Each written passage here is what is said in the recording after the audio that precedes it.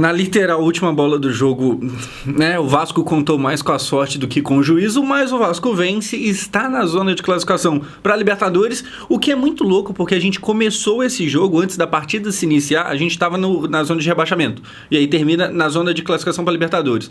O Brasileirão é uma loucura, o Vasco vai de fato terminar o Brasileirão se classificando, vai voltar para a Libertadores finalmente? É disso que a gente vai tratar aqui hoje, e que bom que essa é a discussão, né, porque eu acho que o que mais aconteceu, a coisa mais recorrente aqui no canal é eu ter que parar para analisar, não, de acordo com agora, esse ano, o contexto, a gente cai, a gente não cai, tem muito risco de cair, tem pouco risco e pelo menos por hora a discussão tem sido Libertadores. Obrigado, Deus. Vamos lá, cara, do começo, o que temos aqui hoje? Vasco do Renato Gaúcho com essa escalação aqui. A gente tem muita novidade aqui. E olhando rápido, talvez seja o time, assim, antes da bola rolar, sabe, que eu consideraria o melhor possível, tendo em vista o que a gente tem. Léo Jardim, Puma Rodrigues, novamente aqui, parabéns, Paulo Henrique. Você sai de um cara de seleção brasileira que faz gol pra, de fato, virar reserva, e tem que ser reserva mesmo do Puma, porque o Puma tem jogado melhor. Pelo amor de Deus, Paulo Henrique, era só segurar o nível, mais 6 meses você tava na Copa, que loucura, tá ligado? Cuesta e Robert Renan, Cuesta titular, Saldívia no banco, depois daquela lambança que o Saldívia fez fazendo aquele gol contra. E, cara, eu vi muita gente, eu tenho muito conhecido que é vascaíno, meu irmão é vascaíno, eu discuti com muita gente, eu vi gente falando que o problema era o goleiro, e eu vi gente falando que o problema era o Saldívia, porque o passe foi errado, eu acho que tem erro dos dois, mas assim, na questão mais, a técnica do futebol, o manual do futebol diz que um zagueiro não recua a bola em direção ao gol. O goleiro também estava pregado, parece que ele não conseguia sair do próprio lugar. Parece, mas assim, o Saldívia errou naquele momento.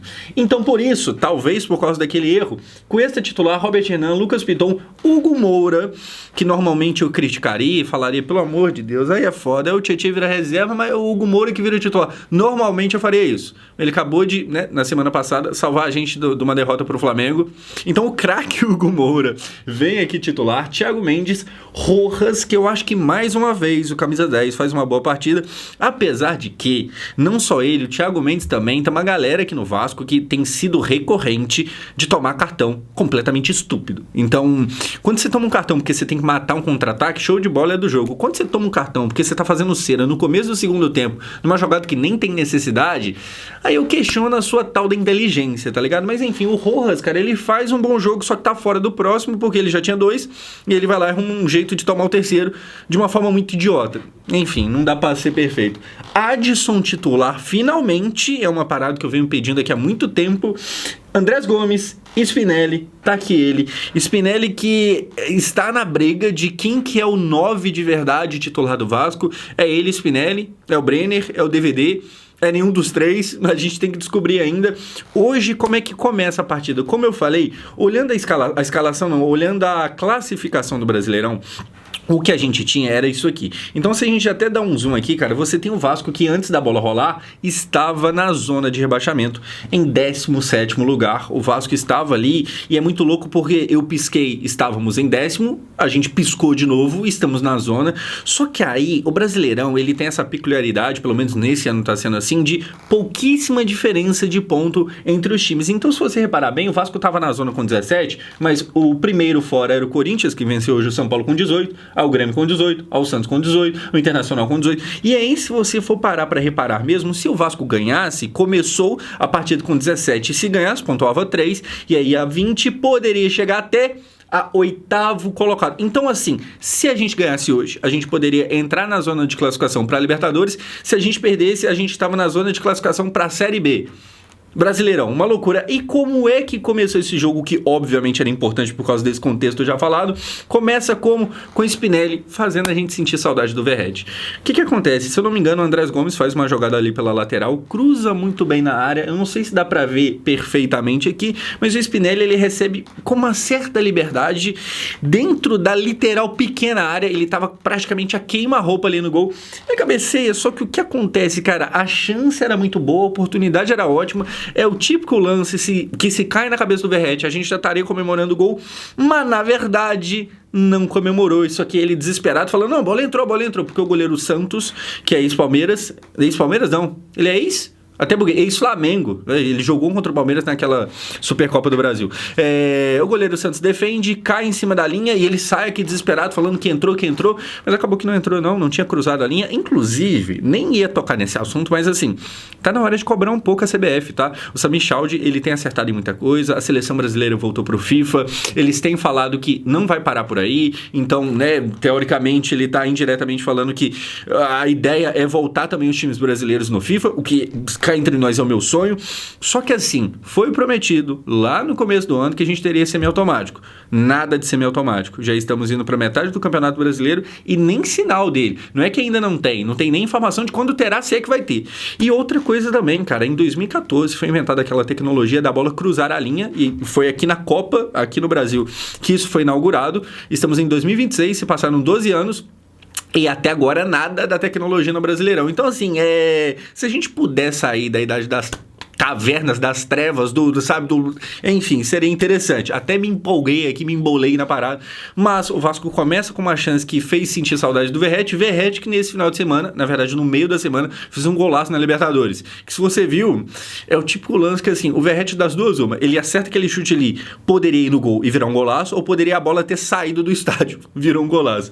O Vasco deixa de fazer um gol aqui, porém na sequência que a gente tem acontecendo, é outro quase gol. A bola vai bater cruelmente na trave e a gente começa bem, só que isso aqui me incomoda porque duas chances muito claras de gol, só que as duas desperdiçadas e tava aquele clima de, mano, pelo amor de Deus, tem que aproveitar, porque quem não faz toma, e aí só falta daqui a pouco a gente perder 2 gols meio que feitos e tomar. E aí na sequência quase que isso de fato acontece, porque o Léo Jardim, ele vai fazer uma defesa aqui, o jogador do Atlético Paranaense, ele gira de qualquer forma em cima do Cuesta. Me chamou a atenção na hora que o Cuesta foi muito passivo, ele não conseguiu fazer nada, ele, não conseguiu nem interferir no lance, o cara gira em cima dele, chuta, porém para no Léo Jardim, que dessa vez salva, então o Vasco quase que faz a máxima ser real de quem não faz toma, mas ficou só no quase, graças a Deus. Pra depois acontecer o quê? O gol do Vasco, o gol de Thiago Mendes, que se eu entendi bem essa comemoraçãozinha dele aqui, ele tá falando que joga de terno, tipo, ele ajeitou a gravata, eu acho que é isso. Não é isso? Eu tô sendo burro? Não sei, comente aí. Mas vamos ver um gol, porque é bonito o gol do Vasco. O Vasco vem tocando aqui, o Pumita ajeita pra ele, ele ameaça que vai chutar pra lá e dá uma pancada no canto do goleiro. Pega o Santos aqui desprevenido e sai comemorando. O Thiago Mendes é uma senhora contratação, que a gente já falou bastante dele, porque ele vem se destacando já tem um bom tempo. É uma senhora contratação que quando chegou, parecia mais qualquer coisa. Quarto gol dele, com a camisa do Vasco nesse ano. E aqui a gente tem uma curiosidade, porque é o quarto gol dele e é também a quarta assistência de Pumita Rodrigues, que, posso ser sincero, aqui eu me rendo, tá? Eu sou muito do cara que o Pumita titular me dá um certo calafrio, porque o Pumita ataca muito bem, ele é o lateral que é artilheiro e tal, mas o Pumita defendendo, ele ataca muito bem, sabe? Eu ainda tenho um receio com o Pumita titular, mas, cara, eu tenho que dar o braço a torcer, que nesse momento aqui ele faz uma boa de uma ajeitada e deixa o Thiago Mendes meio que na cara do gol. O Thiago Mendes meio que dá a entender que vai chutar cruzado e, na verdade, ele bica no canto do próprio goleiro, que nem consegue reagir, porque não esperava que a bola fosse ali. E aí, Pumita, junto com o Thiago Mendes, eles dois se entrosando, fazem ali um bom gol pro Vasco, o que é curioso, porque, olha só, eles dois que aqui hoje comemoram juntos, há pouco tempo atrás, estavam quase saindo na mão. Isso aqui é o jogo 2-0 Vasco na Copa do Brasil contra o Paysandu, e foi aquele momento onde, no intervalo do primeiro tempo, o Thiago Mendes, ele publicamente, ali na frente de todo o estádio, ele vai dar uma bronca no Pumita. Passaram-se poucas semanas e os dois estão, né, abraçados ali junto. Que bom que continue assim. Vasco 1-0, Vasco subindo muito na tabela, e dessa forma termina o primeiro tempo do Vasco. O Thiago Mendes aqui aparece na foto comemorando. Em números, o que a gente tinha? 57% de posse de bola para o Vasco contra 43% para o Atlético Paranaense. 12 finalizações do time do Vasco da Gama contra 5. Das 12 do Vasco, metade, 6 foram no gol. Das do Atlético Paranaense, um pouco mais do que a metade. Das 5, 3 chegaram no gol. Enfim, você vê que é um primeiro tempo muito bom também em números para o Vasco. A gente só tem o problema de ter oferecido algumas brechas aqui e ali, e isso é boa parte do que eu tenho para falar de negativo do Vasco. A gente ganha o jogo, jogo, e obviamente o mais importante é isso, é ganhar jogo. Eu cansei de ver com o Diniz, principalmente o Vasco, até jogando bem, mas perdendo, o que não adianta nada, tá ligado? Então hoje o Vasco, ele consegue o resultado, que é o mais importante no fim das contas, e principalmente no primeiro tempo você vê que tem um grande volume de jogo no ataque, porém também dá umas brechas ali na zaga, às vezes conta com o Léo Jardim, às vezes conta com a falta de capacidade do lado do Atlético Paranaense, ainda tem esses problemas. Então assim, o Vasco do Renato Gaúcho já é uma máquina, virou, nossa, um negócio que tritura todo mundo, quem dera. Por enquanto não é isso não. Tanto é que no segundo tempo, o que a gente vai ter acontecendo? O Luiz Gustavo, aquele da Copa do Mundo de 2014, segunda vez que eu cito essa Copa aqui nesse vídeo, ele chuta de fora da área e essa bola vai bater na trave. Isso aqui é a prova do que eu tô falando, enquanto ele tá aqui com o cara de, meu Deus do céu, quase fiz um gol. É a prova de que o Vasco tem o mérito de ter ganhado, e que bom que ganhou, mas também se a gente for ver com maior, sabe, detalhe e tal, com maior atenção, você vê que o Vasco conta bastante com a sorte. Então, pela 10ª vez, o importante é ganhar, mas se você parar pra prestar atenção que não dá nem pra ficar, tipo, empolgado, 1000%, meu Deus do céu, agora é de 8º pra cima, dessa posição não cai nunca mais.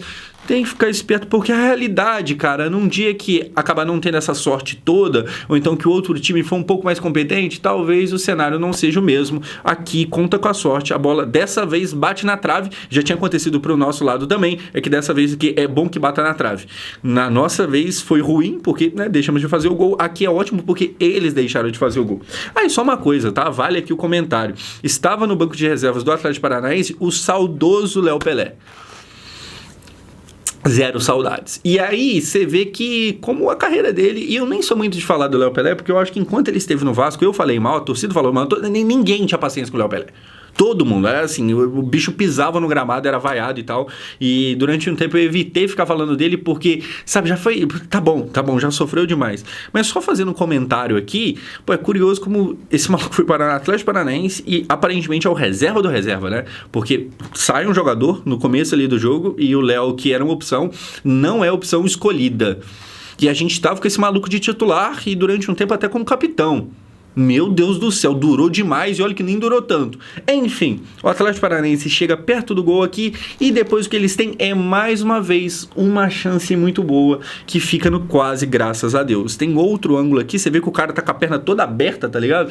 Ele tentou pegar de primeira, ele teve um espaço dentro da área que, se você for ver aqui, falha total e completa da marcação, tá? Você tem a marcação do Vasco meio que todo mundo olhando, ninguém exatamente nele, o cara finaliza, é uma bola que vem rápido, mas ele tá muito sozinho e, de novo, a gente conta com a falta de capacidade, um pouco de sorte também pra não tomar. Mas tá bom, faz parte, é do jogo, tem que ter sorte também na vida, tá ligado? Porém, eu acho interessante a gente pontuar isso aqui, que não foi tudo mil maravilhas. O que me pega, cara?